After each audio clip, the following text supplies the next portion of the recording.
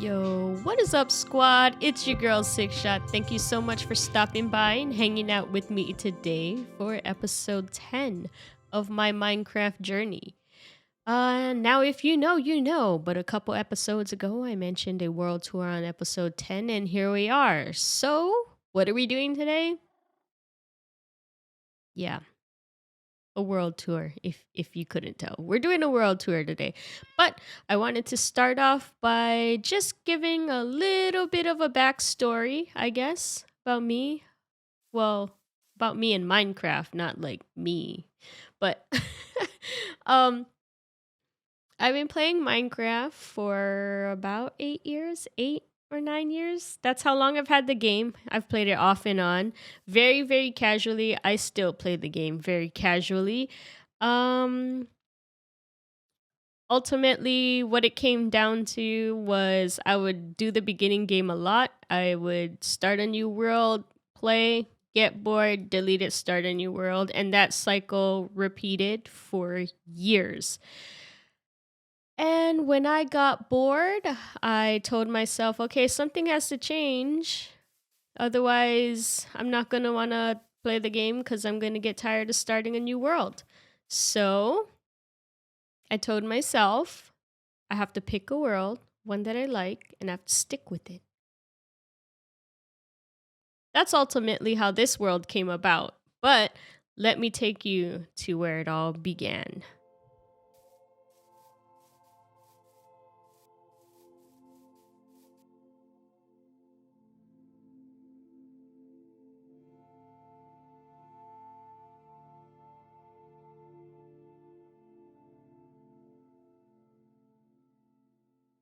All right, this is it. This is the spot. Well, this is a spot I have written down. Hopefully it's actually correct and I just didn't guess. Um this is the spot that I spawned, and I knew a couple things coming into this world. One, I didn't want to get bored. Didn't want to get bored at the same place that I always got bored at, and I didn't want to just quit on a world. I wanted to be able to have a long-lasting world that I could look back on and, just be like, wow, I put X amount of years into this. That's what I wanted.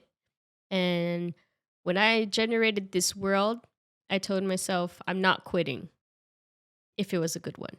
Otherwise, I would have picked another one and then said, you get the point. But ultimately, I found that I did want to keep this world, mostly because I found a village right there. So I, of course, made my way over this way.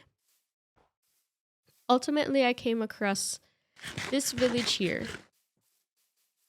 I protected the villagers. I still even have some villagers that I haven't even gotten to yet because I forgot about them. Oops. So I eventually made my way over to this village.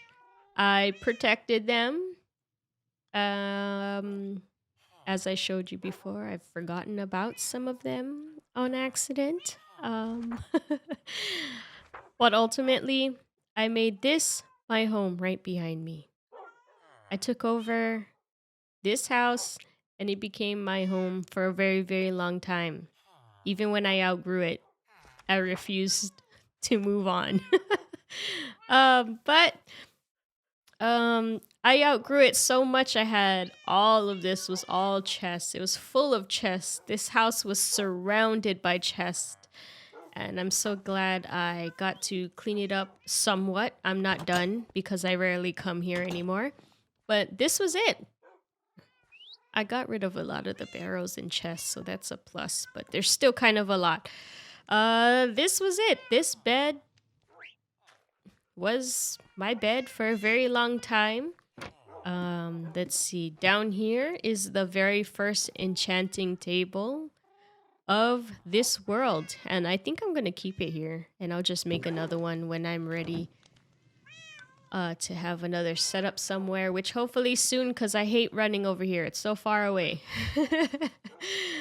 um All of these things are basically things that I got from end raiding. Yeah, it's a lot, so I haven't needed to enchant or craft a tool in a very long time, but that's okay. Let's see. I have all my villagers doubled up in these little houses here that I still haven't changed, which I will eventually. I just don't know where to store the villagers temporarily until I can rebuild this area.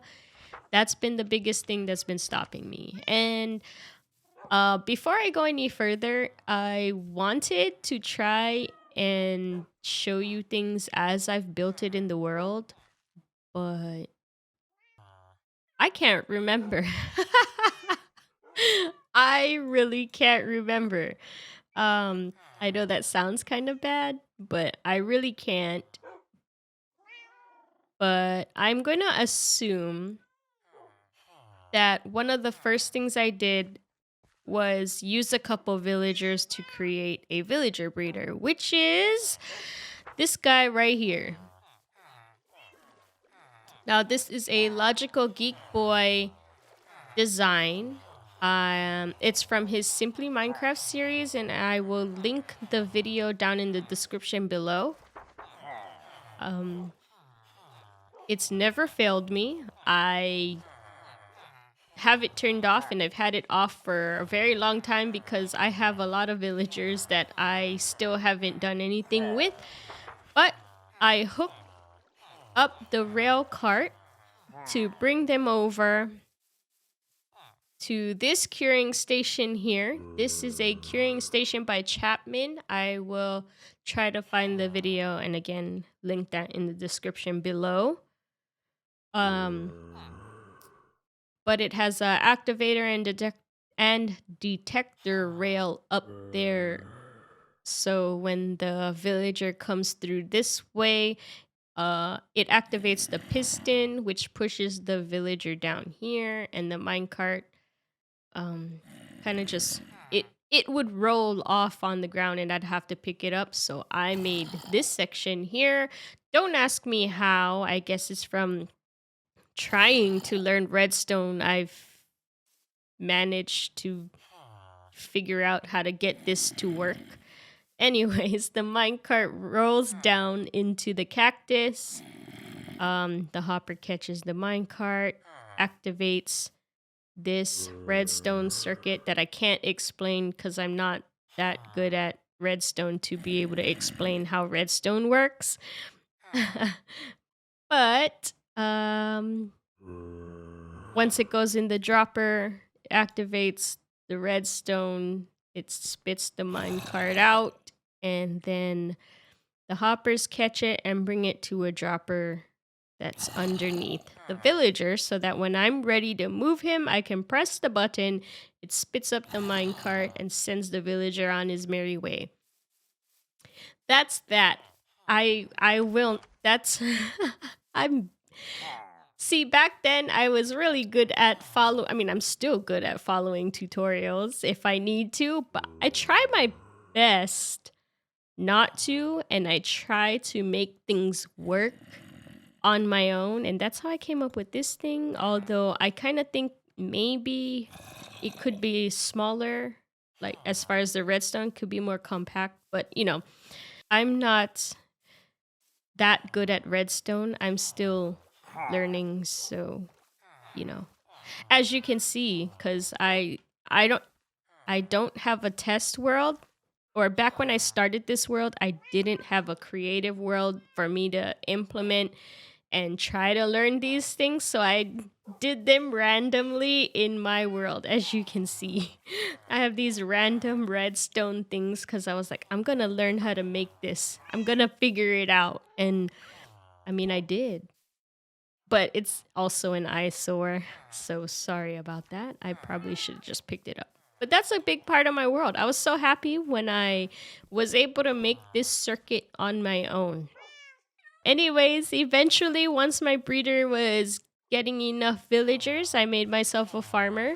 He has been cured multiple times. He probably could have been brought down a little bit more, maybe. I don't know. But I figured this was good enough. I use him for the carrots, obviously. He collects carrots for me. That chest is probably full, but he collects carrots for me, and then I bring it back to him so he can give me emeralds. And again, I cycled through my villagers over there till I got them at the trade I wanted, and I ended up with all my villagers here.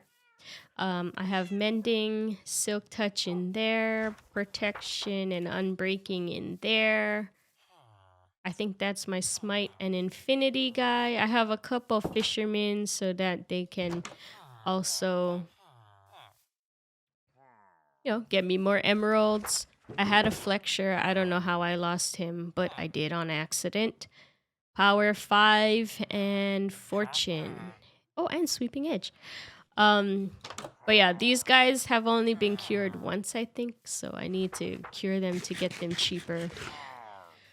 Anyways, that's it for my villagers. But of course, to enchant, you need levels. Down here, in this, I don't know what I was doing. I guess I was just lighting up a cave or something. But I managed to find my way down to a slime.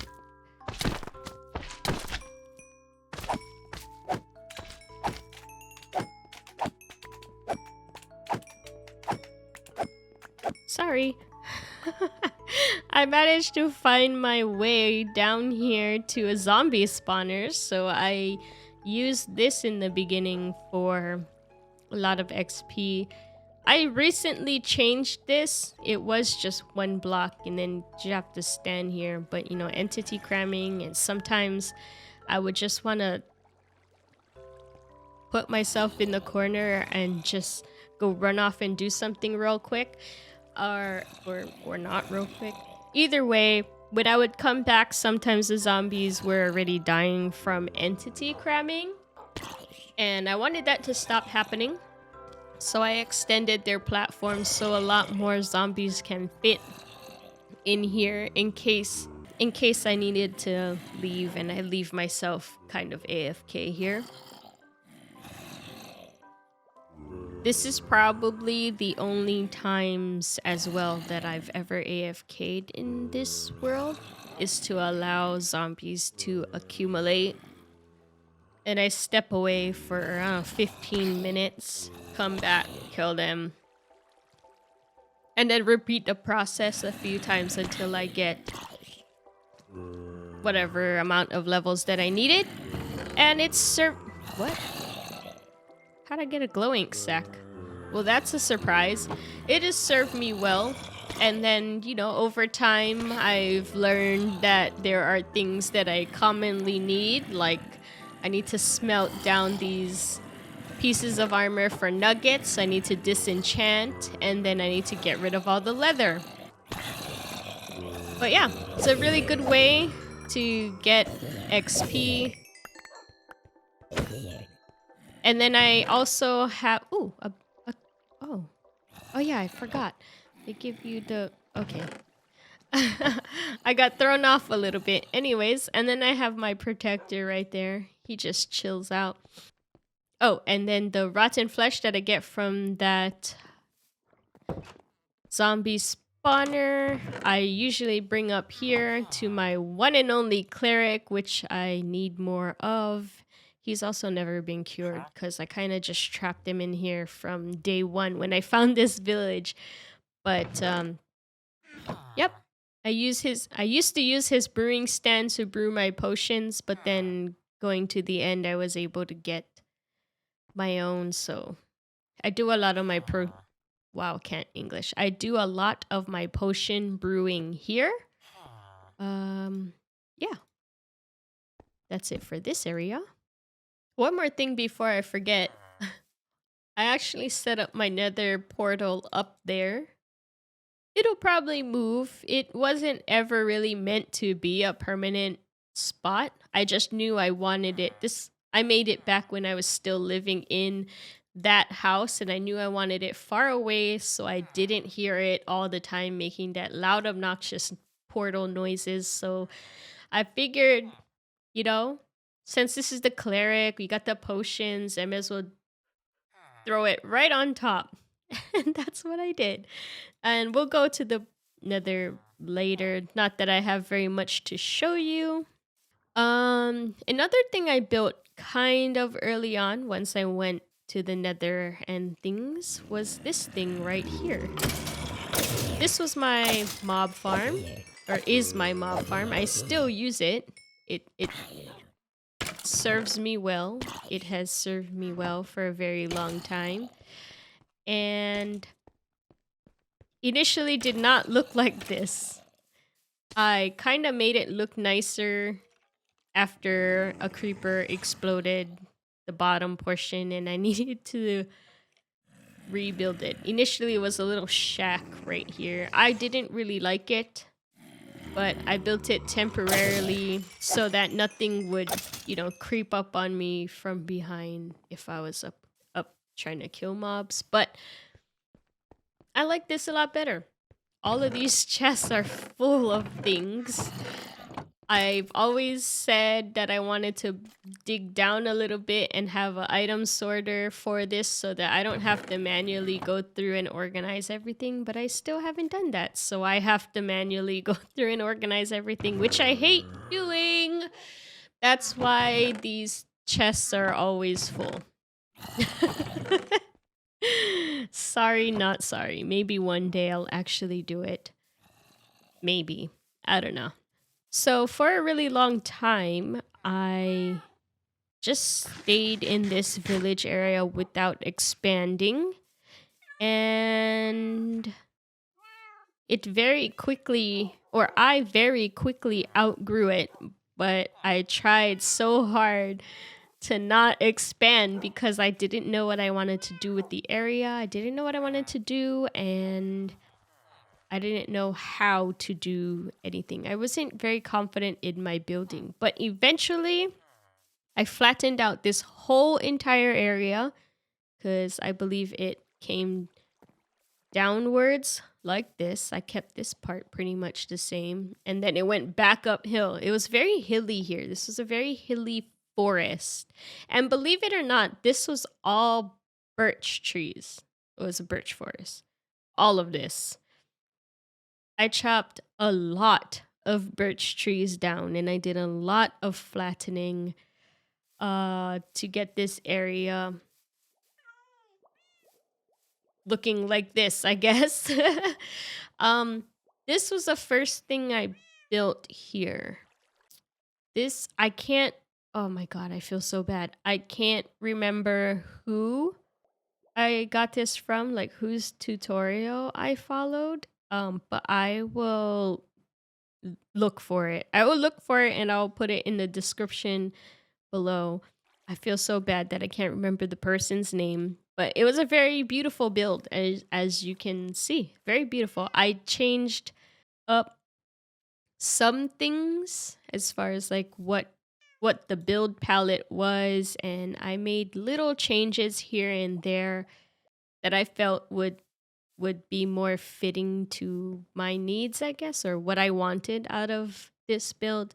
It was initially going to be my home, but then I decided after I built the whole thing that I didn't want it to be my home anymore. So now I have this empty tower that serves no purpose. And I've thought about tearing it down, but I have an idea, but I don't know if I'm gonna do it. I have an idea of using this as some of my farms. I do have my sugarcane farm.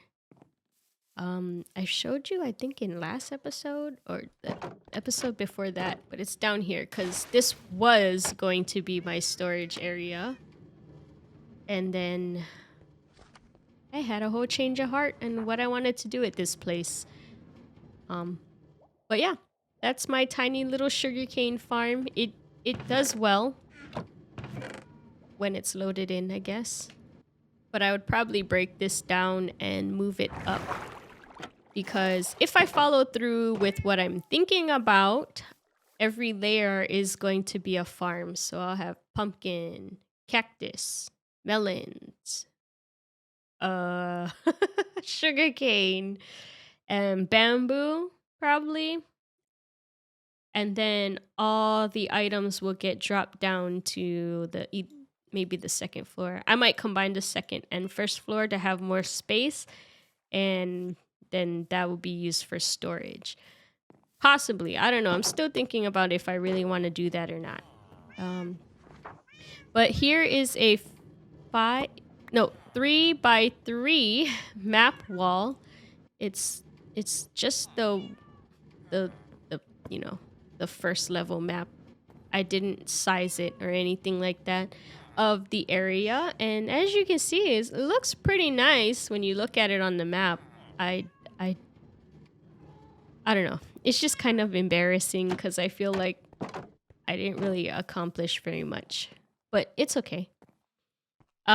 This right here, I wish I could show you guys a better view, but this right here is probably one of the things I am most proud of to date. This was a ravine, believe it or not.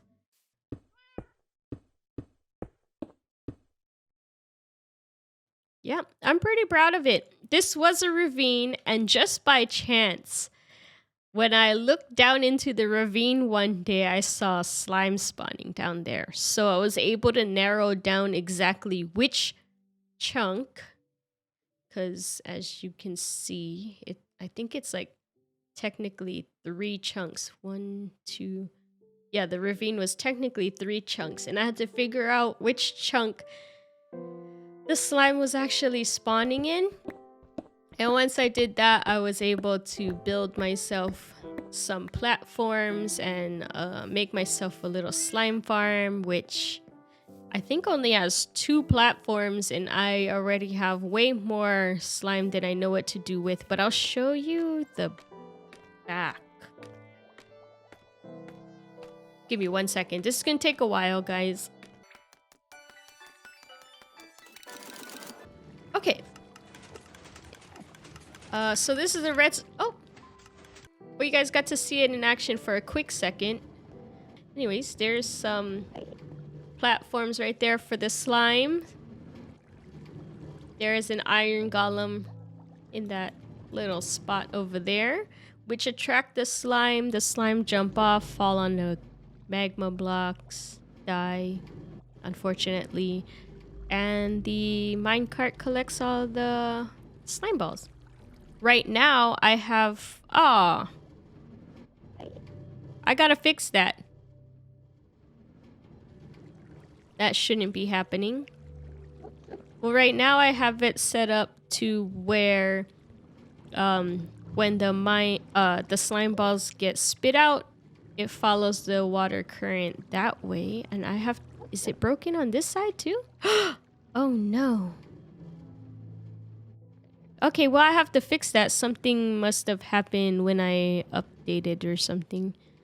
But they're supposed to get spit out into lava or a cactus or something to get destroyed, because I have way too much slime. And I think it's nighttime, and I have died so many times coming up this scaffolding to a creeper.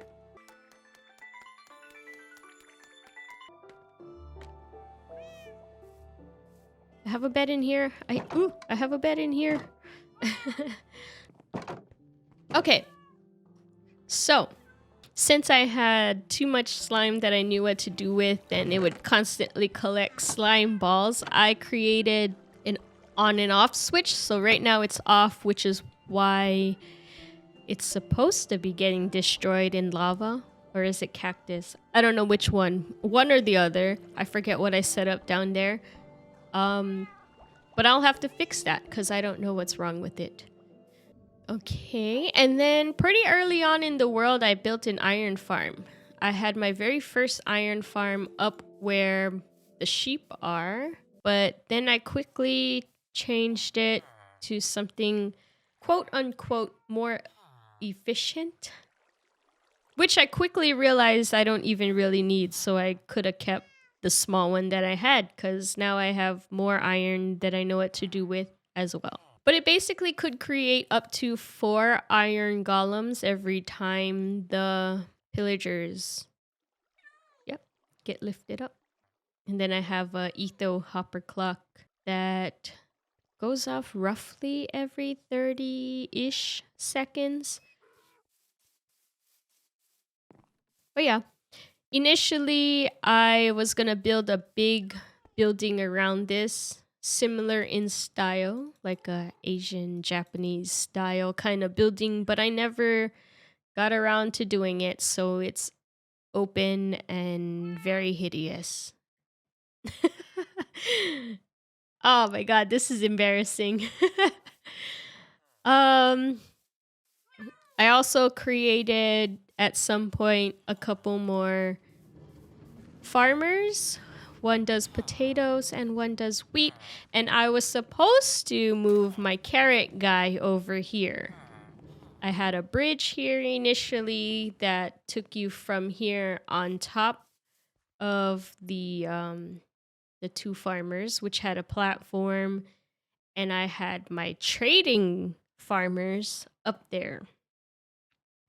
And I dug out this hillside very specifically because I was gonna have bamboo and sugar cane, and then, you know, my pumpkin, all my farms were gonna be all down here, but I ended up changing my mind because I was working on something. I don't really remember what exactly, but pillagers came through, I guess, a little patrol walked through, and they were able to get up there and kill all my villagers that were up there. So then I was like, well, that's not a good idea if they can get killed that easily when I'm not paying attention. So I scrapped that. I still think all of these are gonna move now. I just don't know where, so I haven't done anything. And again, because I mentioned a while ago that I don't really use a creative test world to test things, so this is me testing different path patterns to see if I want to use it. This, again, I was just trying to build different style houses, and if I found a style that I liked, that would be the theme I would go with when I start transforming these villager homes over here. But that's another project that hasn't gotten any momentum as far as, am I gonna finish? I don't know.